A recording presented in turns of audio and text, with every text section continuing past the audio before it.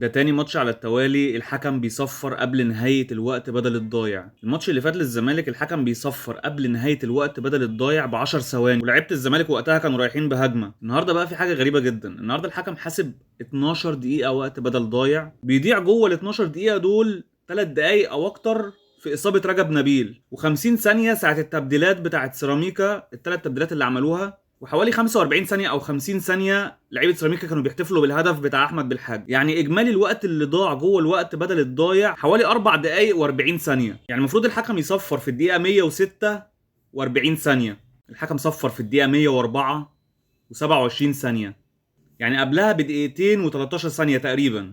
أنت عارف الدقيقتين و13 ثانية دول بيحصل فيهم إيه في الكورة؟ ممكن حد يشوف ان الكلام اللي انا بقوله ده تافه ومش مهم، وان الزمالك كان وحش وما يستحقش يكسب وكل الكلام ده، بس انا بتكلم في نقطه معينه دلوقتي بعيدا عن مستوى الزمالك، ولسه متكلم في الموضوع ده برضو بعد نهايه الماتش اللي فات للزمالك، ان ممكن في الوقت اللي انت ما حسبتوش ده الزمالك يجيب جول ويكسب.